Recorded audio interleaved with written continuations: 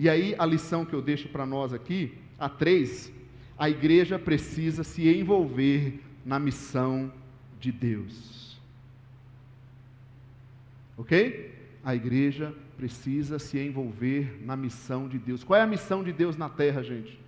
A missão de Deus na terra é salvar a todos, é levar esperança e amor a todos. Deus quer levar Jesus Cristo a todas as pessoas. Essa é a missão de Deus.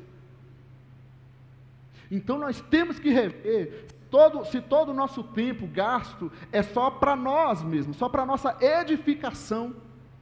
É interessante, por exemplo, no musical, eu até comentei com a Ita e o pessoal da organização, vocês viram quantos visitantes, né, nós tivemos no culto de musical de Natal, não é verdade? Claro que teve familiares também, mas assim, quantas pessoas que quiseram vir? Interessante a gente pensar em coisas que vão abençoar outras pessoas, e não o culto é só para nós. Ok, gente? Porque o culto não é para nós, é para Deus, nós glorificamos a Deus. Mas que esse culto seja um culto missionário também, que ele atinja pessoas, que ele fale para as pessoas, que o seu ministério que você está, você tem que pensar, esse ministério, ele abrange a missão de Deus, ele serve a missão de Deus? Não, ele só está servindo aos crentes, é só para edificação, está faltando o lado da evangelização. Estão comigo, sim ou não, gente? Sim ou não, gente? Aceite a palavra ou não, nós só estamos lendo a palavra e refletindo juntos. Eu, por exemplo, quando a gente tinha um ministério de música, a gente viajava, ia para um canto e para o outro, aí eu comecei a pensar nisso desde lá de trás. Fala, pô, eu vou na igreja, vou na outra igreja, assim, é legal você estar tocando ali, mas muitas vezes eu não via as pessoas que a gente alcançava ali, assim, saber, né, quem que era de fato, alguém que estava recebendo Cristo ali, conhecendo mais de Cristo. Parece que a gente estava só agradando mais igreja, né, mas eu falo, não, a missão é mais que isso. Não estou dizendo que não tenha a edificação, tá? Daí o nosso interesse em retornar às células, né, após a pandemia, para a gente poder ir relacionar com as pessoas também no nosso dia a dia e levar Jesus de um jeito mais simples e mais bíblico, que é simplesmente se relacionando. Tudo bem, gente? A igreja precisa se envolver na missão de Deus. A missão de Deus. Levi, guarda isso na sua casa. A hora que você for fazer aquele churrasco, de preferência que me convide. Se não convidar, eu vou ficar bravo. Não, pode convidar seus amigos. Lembra de se relacionar com pessoas. Você tem Jesus, fala, mas como é que eu vou chamar Jesus para ir lá? Você tem Jesus na sua vida, não tem? Está aí, ó.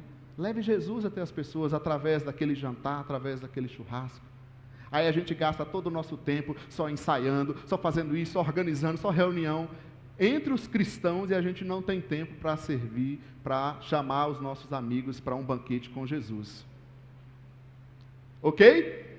Amém ou não amém? Continuando a leitura do nosso texto,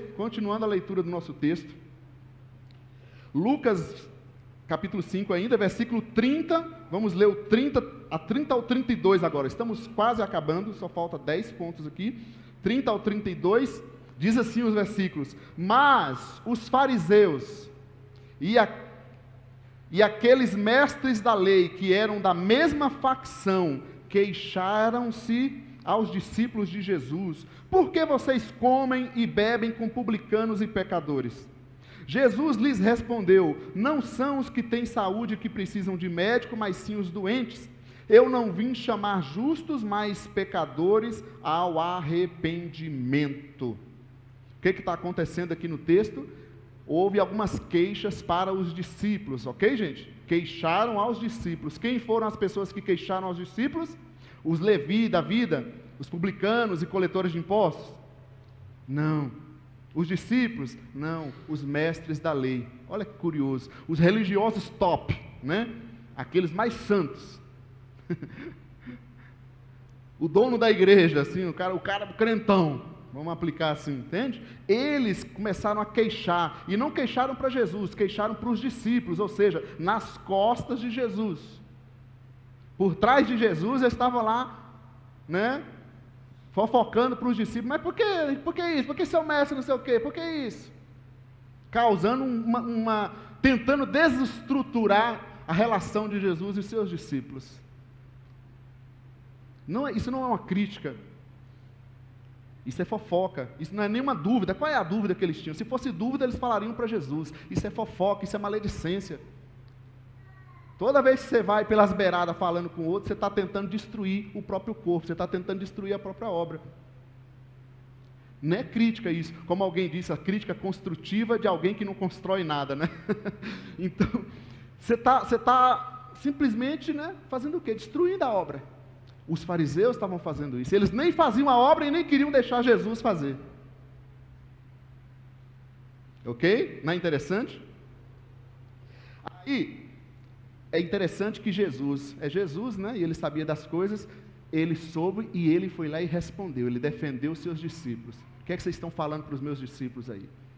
Ele assumiu a rédea. Líder, olha aí, líder. Ele vai lá na frente e chama a atenção dos fariseus. O que é que vocês estão falando aí com os meus discípulos? E aí, qual era a queixa deles? Por que vocês comem com os publicanos e coletores de impostos, correto? Essa era a queixa deles, e a resposta de Jesus, tem duas coisas que ele falou: os de saúde não precisam de médico, e eu não vim chamar justos. Ou eles achavam que eles estavam justificados porque eram descendentes de Abraão, ou porque eram membros da Igreja Batista Filadélfia já há um tempo, então estava tudo certo, não precisava mais ouvir de Jesus, não precisava aprender mais nada. Ok?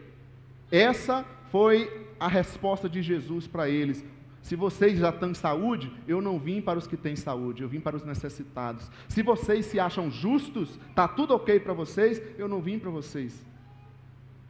Então, se nós estamos aqui, não temos nada a aprender, Jesus não veio para nós, a gente não tem nada a aprender com Jesus.